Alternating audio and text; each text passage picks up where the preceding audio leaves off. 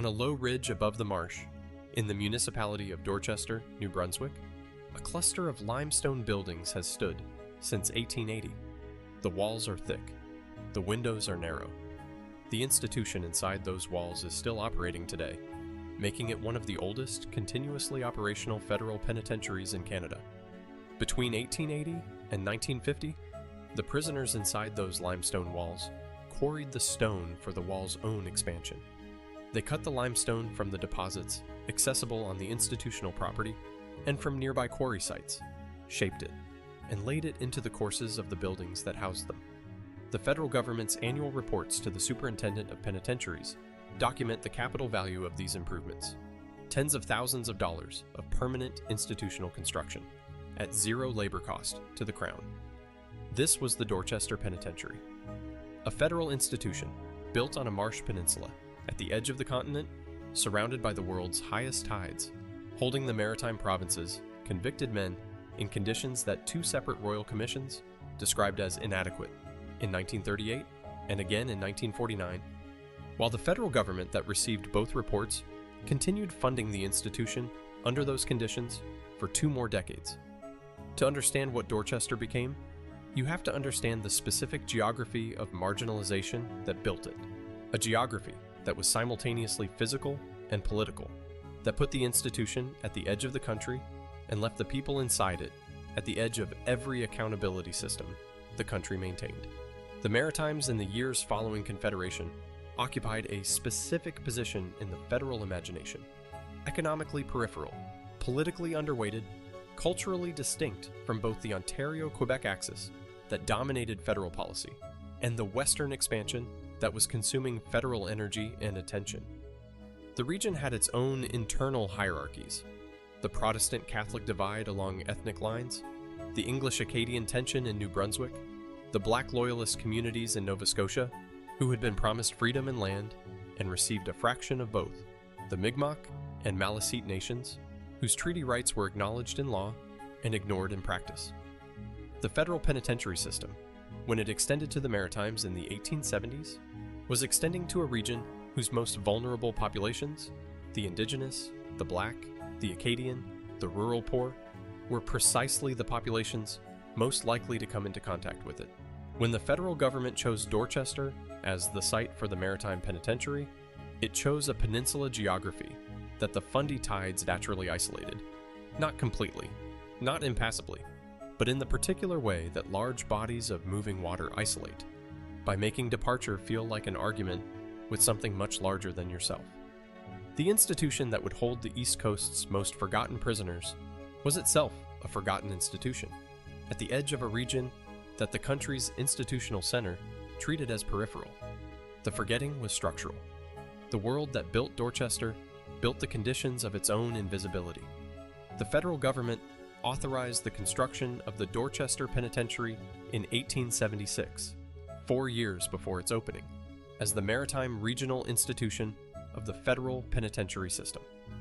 The first warden appointed to run it was Thomas Reynolds, a career federal administrator who had spent the previous decade in the penitentiary service, and who arrived in Dorchester in 1879, a year before the first prisoners, to supervise the final construction. Reynolds was a man of his era's administrative convictions: the Auburn silent system, the industrial labor model, the principle that productive work was simultaneously economically useful and morally corrective. He had absorbed these principles from Kingston Penitentiary's long administrative tradition, and he replicated them at Dorchester with the thoroughness of a man building an institution he expected to last. The MacDonald government's penology was the penology of a young country that had decided its criminal justice system would be built on the English model, administered on the American Auburn model, and funded at the minimum level consistent with maintaining the appearance of civilization. The penitentiary system received federal appropriations that covered basic operations and nothing more. Innovation, in programming, in rehabilitation, in any departure from the labor and discipline framework, was not funded because it was not valued. What was valued was order. Reynolds built order.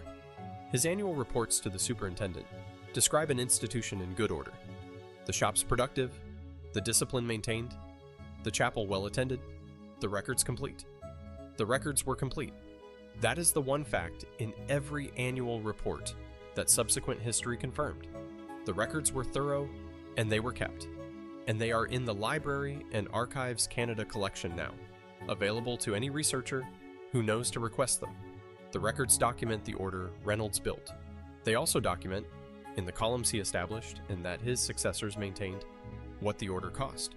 The Dorchester Penitentiary's physical plant was built from the material closest to hand. The limestone deposits that underlay the Westmoreland County landscape in seams accessible from the institutional property. The quarry that supplied the building material was on site, an arrangement of practical convenience that was also, in its institutional logic, the foundation of the labor program that would define Dorchester's economy for the first 70 years of its operation. The main cell block rose 3 stories from a ground floor of industrial workshops. The exterior walls were limestone, not the Credit Valley brick of Ontario institutions, but the local stone of the Maritime geological formation, gray-white, dense, carrying the specific quality of permanence that stone construction projects when it has stood through enough winters. The cell galleries ran the full length of the upper floors in the tiered arrangement of the Auburn model. Iron doors on cells designed for 1 man, and, in overcrowded years, holding 2. The quarry was visible from the upper cell gallery windows, not the limestone seam itself that was below the institutional grounds, but the stone yard where the cut blocks were dressed and sorted before being moved to whatever construction phase was current. Prisoners assigned to the quarry left the cell block in the morning and returned in the evening past the stone yard they had been stocking, carrying into their cells the specific physical exhaustion of men who had spent a day cutting stone. The marsh was visible from the southern windows of the cell block, the flat sweep of the Tantramar, the channels threading through the reclaimed farmland, the line of dark water at the dike edges that marked where the tide had settled for the moment. The view was flat and wide and offered no point of visual interest that might constitute the prospect the moral treatment theorists had prescribed.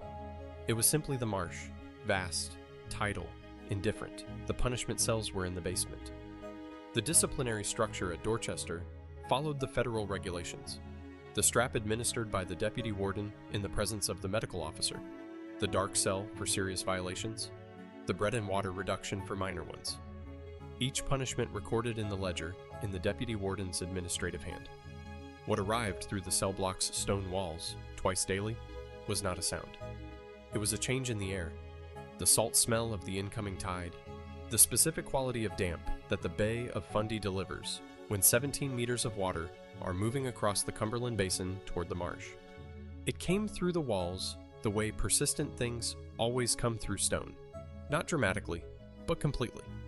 In its early decades, Dorchester operated with the particular institutional confidence of an establishment that believed its combination of isolation, labor, and discipline was producing what federal penitentiaries were built to produce: reformed men. The stone quarry was the institution's economic engine and its therapeutic centerpiece simultaneously in the reforming ideology of the era. Outdoor physical labor in a natural setting was curative, productive, and morally superior to the sedentary idleness that the criminal class was presumed to favor. The Dorchester quarry provided all 3: outdoor, physical, productive. The annual reports documented the output with evident satisfaction. The industrial workshops produced rope, bags, and furniture under federal contracts. The farm attached to the institution supplied vegetables and dairy for the institutional kitchen. The religious program divided its attentions between the Protestant chaplain and the Catholic priest, whose respective institutional presences reflected the denominational arithmetic of the prisoner population, broadly divided along ethnic lines, with the Acadian and Irish Catholic prisoners on one side of a social arrangement that the institution never formally acknowledged as a division, and never practically managed as anything else. The Protestant Catholic division shaped work assignments, dormitory arrangements, and the informal social hierarchy of the cell block in ways that the administrative record describes obliquely, in the chaplaincy reports, in the visiting day rosters, in the occasional disciplinary entries that document conflicts whose denominational context the deputy warden's ledger does not provide. The institution was working by the standard it had set for itself. The standard it had set for itself was not comprehensive enough to measure what it was actually doing. Something was already embedded in the labor economy and the classification system that the annual reports could not see, or chose not to describe. The First World War returned men to the federal penitentiary system in the same way it returned them to every institution that had not been designed to process what the Western Front produced. Veterans who could not sustain civilian life after 4 years of industrial warfare moved through the maritime courts into Dorchester in numbers that the institution absorbed without examining their specific needs or circumstances. The overcrowding that followed the war's end compounded an existing problem that the pre-war reports had described in careful language as capacity challenges. By 1922, Dorchester held substantially more prisoners than its physical plant had been designed for. The disciplinary pressure that overcrowding generates, more friction in less space, more infractions, more entries in the punishment ledger, was documented faithfully in the deputy warden's records and described in the annual reports as maintaining discipline under difficult conditions. The race-based work assignment patterns that had been embedded in the institution's labor allocation from its earliest years became more visible and more entrenched in the post-war overcrowding period. The stone quarry, the hardest, most dangerous, most physically demanding work assignment, was disproportionately filled by Indigenous and Black Nova Scotian prisoners. The institutional record does not describe this as a policy. It does not need to. The assignment rosters, examined against the admission register's racial identification columns, tell the story without annotation. A Mi'kmaq prisoner assigned to the quarry was doing the institution's heaviest labor. A Black Nova Scotian prisoner assigned to the outdoor marsh drainage and dike maintenance work performed in maritime weather on the tidal edge, was exposed to conditions that the equivalent work in the sheltered workshops was not. The assignment decisions were made by the deputy warden. The deputy warden's decisions were not reviewed by any external body. The decisions are in the rosters. The pattern is in the rosters. Something had been set in motion in the assignment system that the deputy warden's careful documentation was recording, and that no one outside the wall had the authority or the access to question. The experience of Indigenous and Black Nova Scotian prisoners at Dorchester in the decades between the wars occupied a position within the institution's power structure that the federal administration's official language of equal treatment made worse rather than better by naming. The Federal Penitentiary Act made no distinction between prisoners by race. The regulations applied uniformly. The official policy was uniform treatment. In practice, the uniformity was not. The assignment rosters are the most direct evidence. The heaviest outdoor labor in the worst weather conditions was allocated with a consistency that the race-neutral language of the assignment policy could not account for, and that the annual reports did not examine. For Mi'kmaq and Maliseet prisoners, the institutional experience of Dorchester was compounded by the same communicative isolation that characterized every federal institution of the era. For Indigenous prisoners, whose primary language was not English, no interpreter was available. The intake process was conducted in English. The disciplinary proceedings were conducted in English. The correspondence regulations required letters to be written in English. A prisoner whose English was limited was a prisoner whose capacity to navigate the institution's formal mechanisms was limited in proportion, unable to fully comprehend the charges against him in disciplinary proceedings, unable to communicate the substance of a grievance in the only language that grievances were processed in. The Mi'kmaq and Maliseet nations had, by the mid-20th century, been subject to generations of federal policies designed to eliminate the use of Indigenous languages in institutional and educational settings. The prisoners who arrived at Dorchester, having survived the residential school system, arrived at a federal penitentiary that replicated, in its administrative language requirement, exactly the linguistic coercion the residential school had applied. The continuity was not coincidental. It was the federal government's consistent view of what assimilation required. For Black Nova Scotian prisoners, men from the Loyalist and refugee Black communities of Nova Scotia, whose ancestors had been promised equality and received segregation, the institution they encountered at Dorchester replicated in its informal social arrangements the segregation that Nova Scotia's civil society maintained in its formal ones. The work assignments expressed it. The dormitory arrangements in overcrowded periods expressed it. The chaplaincy's differential attention expressed it. None of this appeared in the annual reports as anything requiring examination. Warden Horace Carroll served as the superintendent of Dorchester through the 1930s, the decade of the Archambault Commission, and was, by the measure of federal institutional management in that era, a thorough and capable administrator. His correspondence with Ottawa was professional. His annual reports were detailed. His institutional record was free of the specific visible scandals that occasionally disrupted careers in the federal system.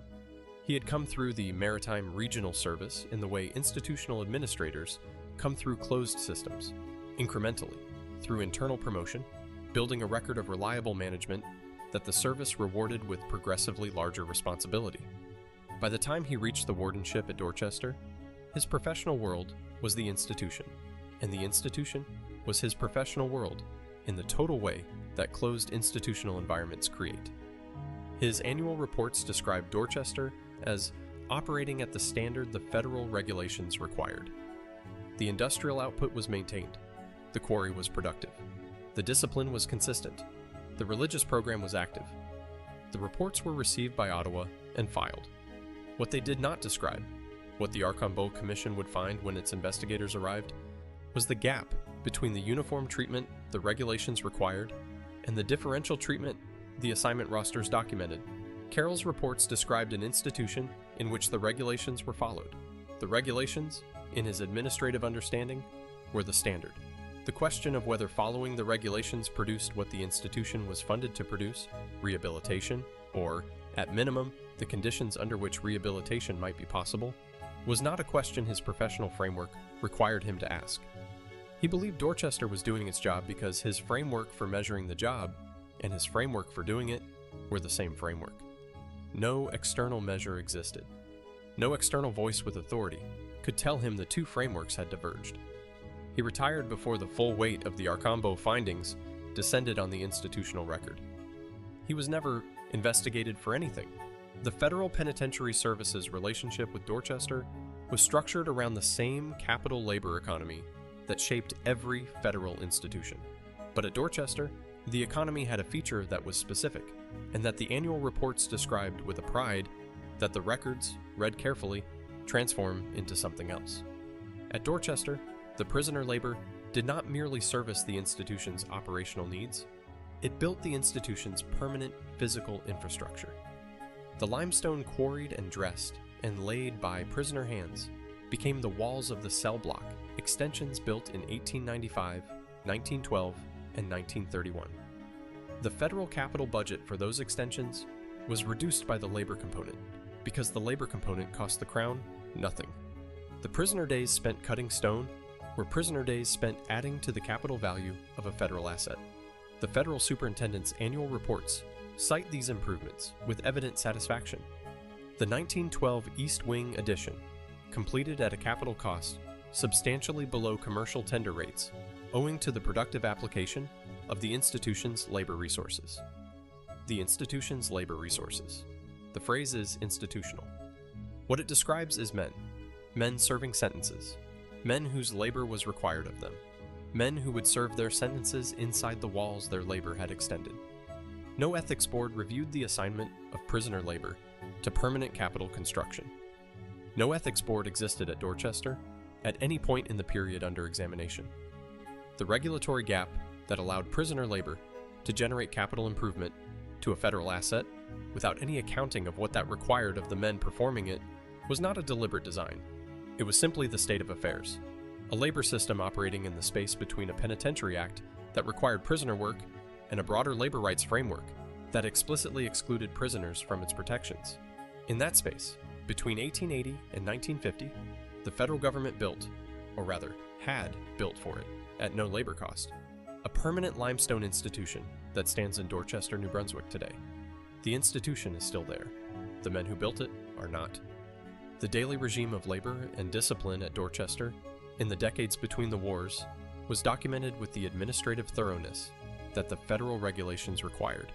And that thoroughness is why the record survives, and why what the record shows is worth examining.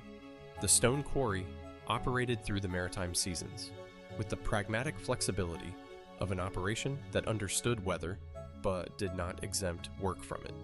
The quarry crew, the assignment that required the most physical capacity and produced the most consistent physical wear, worked through the Westmoreland County shoulder seasons, the mud cold of April, the rain of October, the specific damp that the Bay of Fundy delivered even in the months that were not winter. The stone did not wait for weather. The assignment did not wait for weather. Men assigned to the quarry developed, over seasons of the work, the specific musculoskeletal adaptation of men who lift and carry stone, a certain broadening of the shoulder, a particular way of moving that was efficient and that also, over years, accumulated in the joints and the connective tissue in ways that the institutional medical record noted and that the work assignment structure did not adjust for. The outdoor marsh labor, the dike maintenance and drainage work that kept the institutional farmland productive, was performed on the tidal edge in weather that the Fundy Basin makes unlike weather anywhere inland. The salt wind at the tidal boundary was a specific element, not merely cold, but abrasive, carrying the mineral weight of the estuary. A man working the dike in November was working in conditions that combined the cold of the maritime winter with the particular penetrating quality of tidal wind in a way that the institutional report described as outdoor occupational activity, and that the man performing it experienced as something the report's language was not built to carry. The flogging program followed the same regulatory structure as every federal institution, the strap administered under authorized procedure, documented in the deputy warden's ledger. Dorchester's flogging record for the period between the two world wars has been examined by researchers at the University of New Brunswick, who have noted that the rate of flogging entries relative to prisoner population was consistent with the federal institutional average, neither notably higher nor lower, simply consistent, year after year, with the administrative regularity of an institution doing what the regulations permitted.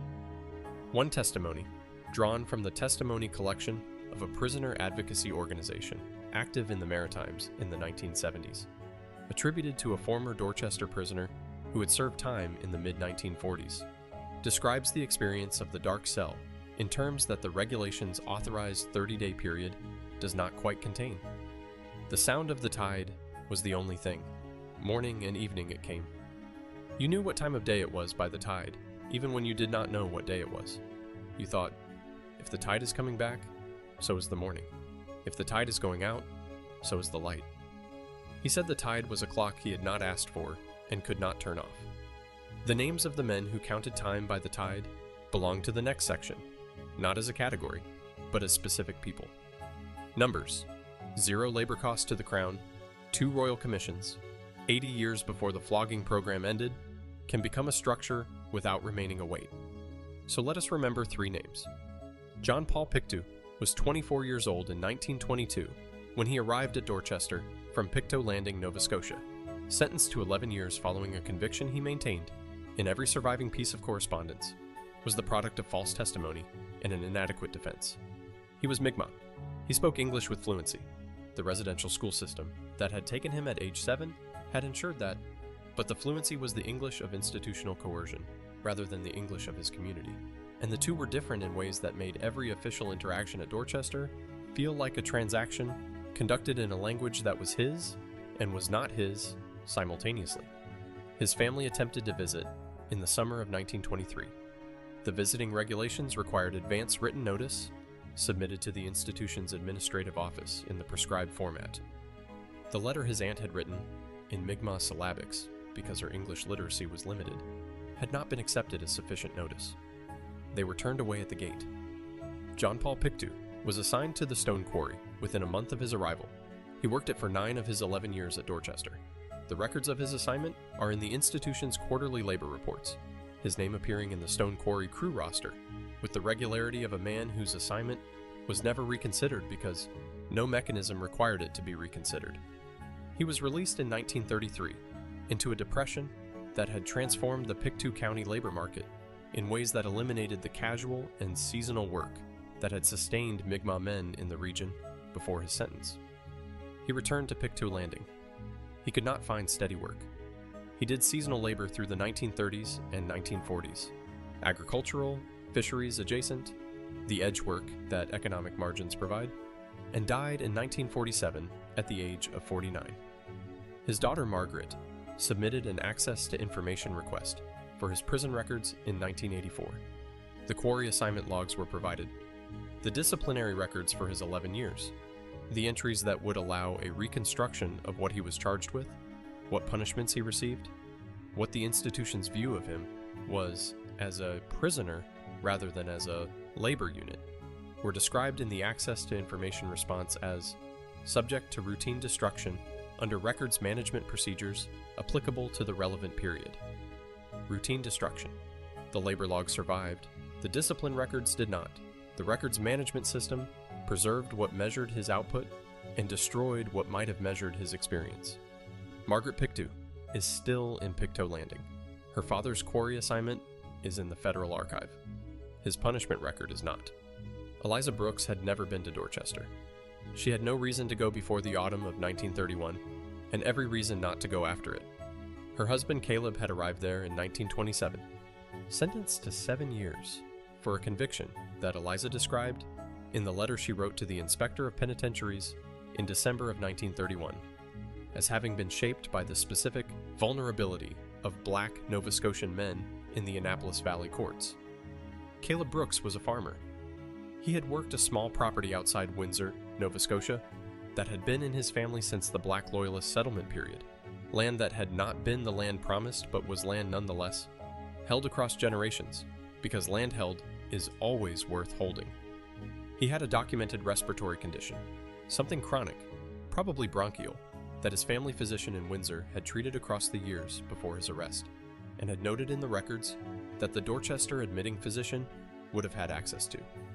He was assigned to outdoor marsh labor in the winter of 1929, the marsh maintenance work, the tidal edge and the Fundy wind in January. Caleb Brooks died at Dorchester in February of 1931 of pneumonia. He was 43 years old. He had served 4 years of a 7-year sentence. Eliza's letter to the inspector was specific and documented. She alleged that Caleb's outdoor assignment in winter had been made without reference to his respiratory condition, that the assignment had been maintained despite the condition's documented existence, and that his death was the direct consequence of work he had been given in weather his lungs could not sustain. She requested access to the medical records that would document the pre-existing condition and the assignment history. The inspector reviewed the case. His finding: Caleb's work assignment had been within regulatory standards. The inspector's finding did not address whether the assignment had been made with reference to the medical file, because the inspector had not requested the medical file. The medical file was in the institution's internal medical archive. The inspector's review drew on the administrative record, which contained the assignment log, but not the medical documentation that would allow the assignment log to be evaluated against a clinical picture. Eliza Brooks received the inspector's finding by mail. She had no further appeal mechanism that operated outside the same administrative structure. She remained in Windsor. She kept the farm until her death in 1959. She never received Caleb's medical records.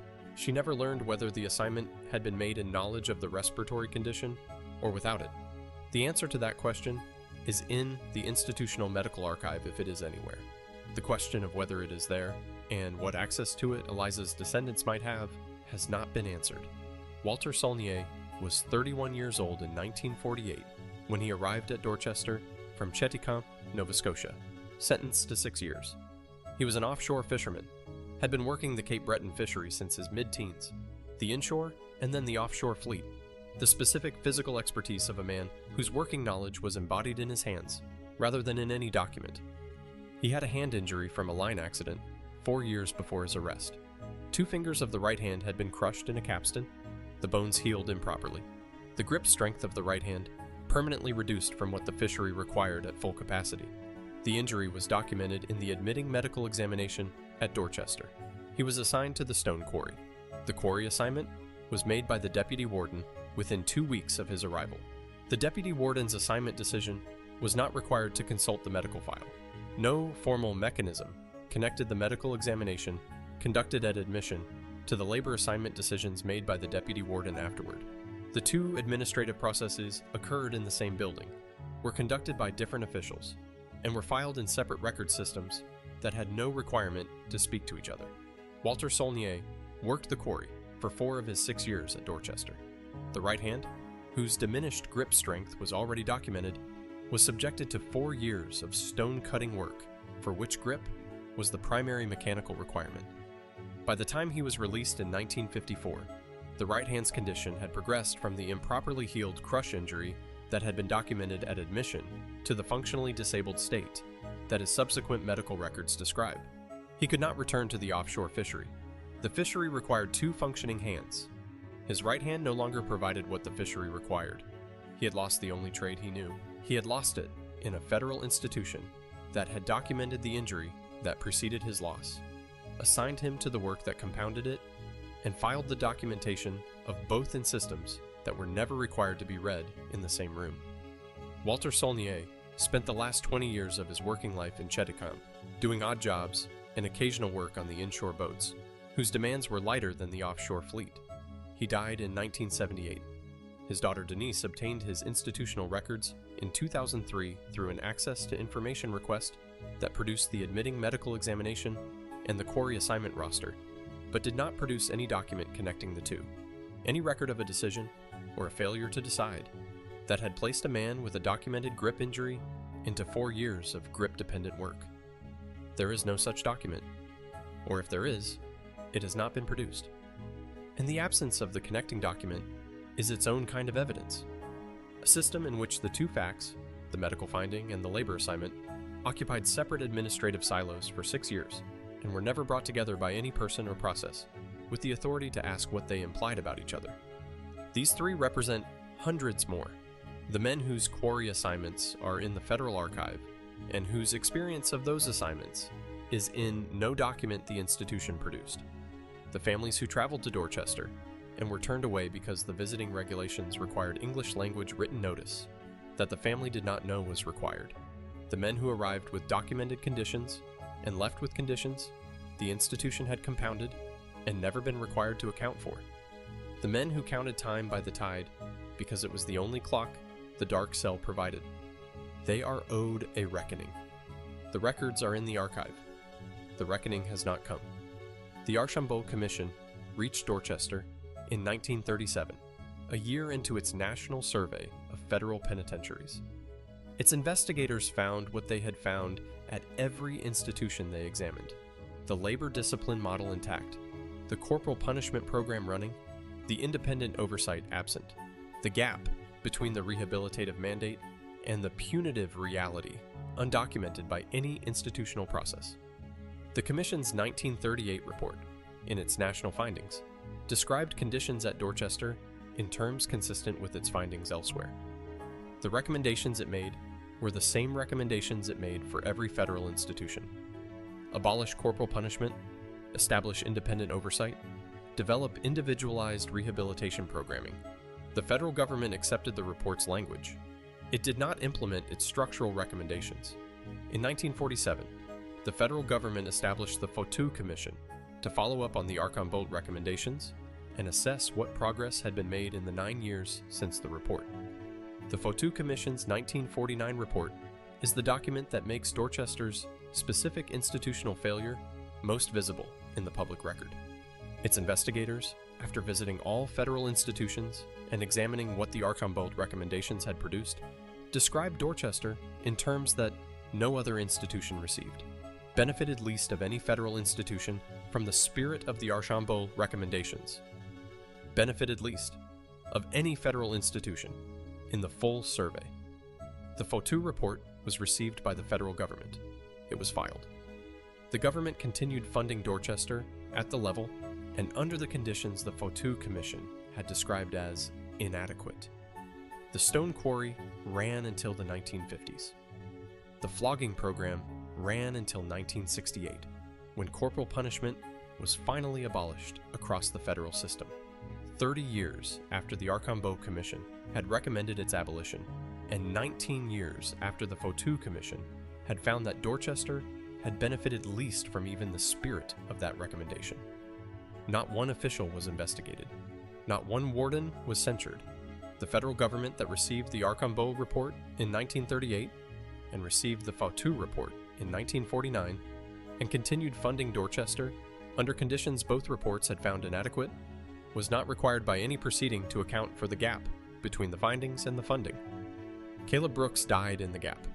His medical records are in the institutional archive. The inspectors review.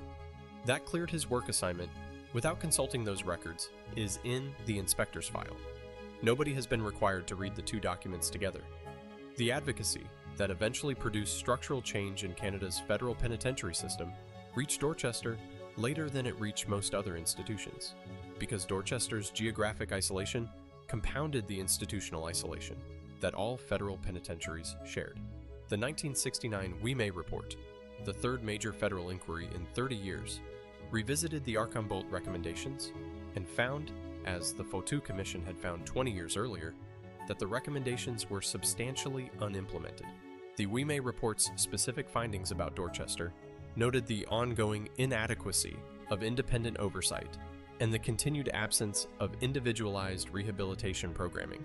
The prison reform movement that developed through the 1970s in response to the Kingston Penitentiary riot of 1971 produced eventually the independent oversight mechanisms, the inmate grievance systems, and the formal prohibition on corporal punishment that reformers had been recommending since 1938. These changes reached Dorchester. They were real improvements. They arrived too late for John Paul Pictou and Caleb Brooks and Walter Saulnier. They arrived on the schedule that institutions adopt when the cost of reform is weighed against the status quo, and the people who constitute the status quo have no voice in the calculation. Dorchester Penitentiary is still operating today. It is a medium security federal institution, renovated, updated, operating under the Correctional Service of Canada's contemporary standards, housing a population whose rights are protected by the Canadian Charter and by the federal corrections legislation that the reform movement produced. The institution that holds prisoners today is not the institution that held them in 1930. The building is the same building. The tides are the same tides. The buildings of Dorchester Penitentiary stand in the municipality of Dorchester, New Brunswick. The main cell block, the limestone structure whose walls include stone quarried and laid by prisoner labor over 70 years, is still in use. The institution is operational. Prisoners are held there today under modern correctional standards and contemporary charter protections. Because the institution is still open, its institutional history is not fully accessible in the way that closed institutions' histories are accessible. Records from the recent decades are protected by privacy legislation applicable to living individuals. The historical records, the punishment ledgers, the quarry assignment rosters, the admitting medical examinations, are in Library and Archives Canada, subject to the access periods applicable to federal records. The admitting medical examination that documented Walter Saulnier's hand injury is in the Federal Archive. The quarry assignment roster that shows his name 4 years running is in the Federal Archive. The document that would connect those two records, a decision, a review, a consultation, any administrative act that placed the two facts in the same room, has not been produced in response to access to information requests because no such document has been identified as existing. There is no interpretive panel in Dorchester explaining the stone quarry labor program or the Fautou Commission's benefited least finding. The Bay of Fundy Tidal Bore UNESCO designation, which covers the tidal phenomenon that surrounds Dorchester's peninsula, does not reference the penitentiary's use of that geography as a feature of confinement. The municipality of Dorchester's local history documentation covers the institution as a regional landmark and employer, without examining what the institution's employment represented to the men held inside it. The tide still comes in and goes out on the 12-hour Fundy cycle. The wall still faces it from the low ridge above the marsh. The institution is open.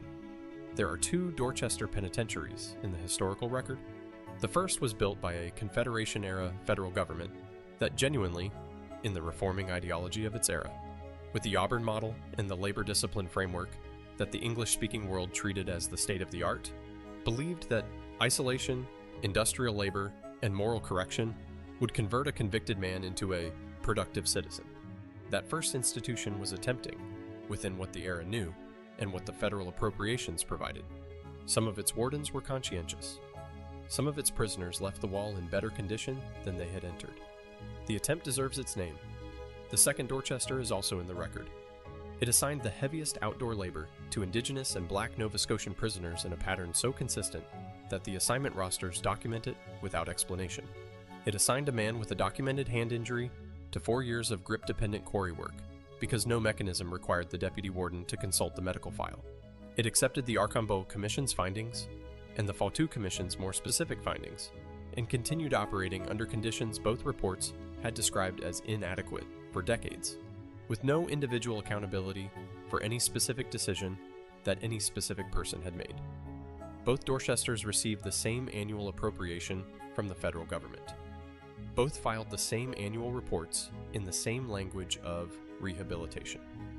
The difference between them is not in the limestone. It is in the question that the quarry assignment roster, read against the admitting medical examination, required someone to ask, and that no mechanism in the institution's administrative structure required anyone to ask for the first 70 years of its operation. Some questions the record has not answered. Caleb Brooks's medical records, the documentation of the respiratory condition that Eliza alleged made his marsh work assignment a death sentence, are either in the Dorchester Institutional Medical Archive or they are not. The inspector who cleared his work assignment in 1932 did not review them. Whether they survive and whether they would confirm or contradict Eliza's account is a question that the Access to Information process has not resolved. The document that would have connected Walter Saulnier's admitting medical examination to his quarry assignment, any administrative record of a decision, a review, or an awareness that a grip-injured man had been placed in grip-dependent work, has not been produced. Is that because no such document was created, or because it was created and has not been located? The distinction matters, because the first means no one considered the question, and the second means someone considered it, and the consideration was not preserved. John Paul Pictou's disciplinary records, the documents that would allow a reconstruction of his 11 years at Dorchester beyond the quarry assignment logs, were described as routinely destroyed. Routine destruction of the records, most likely to document a prisoner's subjective experience of the institution, while preserving the records that document his labor output, is a records management outcome that raises a question no federal records management policy was designed to answer. The Tantramar tide comes in twice daily. It has come in twice daily since before any institution stood on the low ridge above the marsh, and it will come in twice daily after whatever stands there next. It rises against the wall, reaches its height, and withdraws on the 12-hour cycle that answers to the moon and to nothing else. At the opening of this story, the tide looked like geography, the natural feature that made Dorchester a good site for a penitentiary, the isolation that required no technology because the water provided it, a practical advantage, a feature of the landscape. By now you know what the tide was, the twice daily return of a world the institution had decided these men no longer belonged to, washing up to the wall of the institution that had built itself from their labor, reaching the limestone they had cut and laid and shaped, and pulling back. Not because of anything inside the wall, not because of anything the wall contained, simply because the Bay of Fundy moves at 17 meters of vertical range twice daily, on a schedule that has never required the institution's permission and has never been affected by the institution's operations. John Paul Pictou heard it from the quarry. Caleb Brooks heard it from the marsh. Walter Saulnier heard it from the stone yard. The tide came back every time. It came back for the men inside the wall, and for the men who did not leave the wall, and for the families who stood at the gate with letters the institution would not accept, and for the women in Windsor and Cheticamp and Pictou Landing who waited for answers the archive has not finished providing. The water is still coming in, the wall is still there, and the records that would answer the questions that the tide has been asking for 140 years are in a federal archive in Ottawa, in files that have a policy and an access period and a phone number you can call to request them. Call it, request them, read what they say. The tide doesn't wait, but it comes back.